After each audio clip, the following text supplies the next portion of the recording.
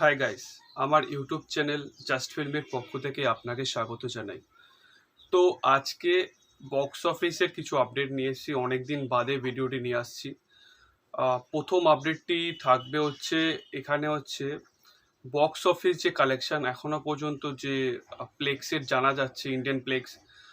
তো এখনো পর্যন্ত কিন্তু বক্স অফিসে 13 থেকে 16 লাখ টাকা কিন্তু বুমেরাং সিনেমা আয় করেছে।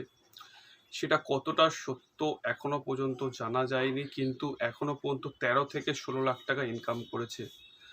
সেকেন্ড হচ্ছে অযোগ্য সিনেমা, যেটি কিনা প্রসেনজিৎ চট্টোপাধ্যায় আর ঋতুপর্ণা সেনগুপ্তর 50তম সিনেমা, যেটি কিনা এখনো পর্যন্ত 39 লক্ষ টাকা বক্স অফিস কালেকশন আয় করেছে। এবার আপনারা কমেন্টে জানান আপনাদের কি মতামত।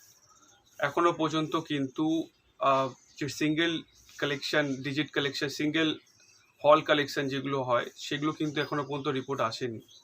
কিন্তু এখনো পর্যন্ত বুমেরাং আর অযোগ্য সিনেমা ঠিকঠাক পারফরমেন্স করছে, বেশি ভালোও না বেশি খারাপও না। তো আরেকটি আপডেট হলো যে দেবদার খাদান সিনেমা কিন্তু জুলাই মাসের থেকে স্টার্ট হচ্ছে, যেটি লাস্ট কমপ্লিট করবে।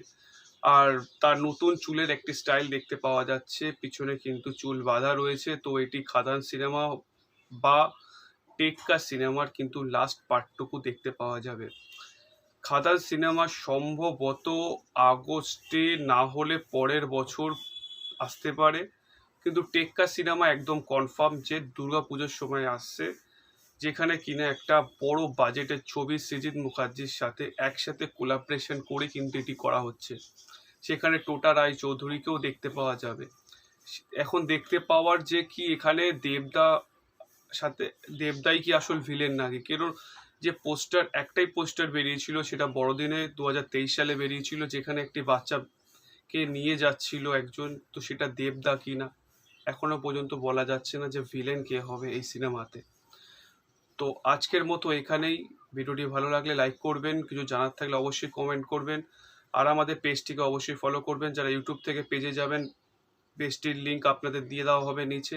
আর যারা পেজ ফলো করে ইউটিউবে আসছেন, তাদেরকেও বলবো ইউটিউবটিকে সাবস্ক্রাইব করে দেবেন আর আমাদের পাশে এরকমই থাকবেন।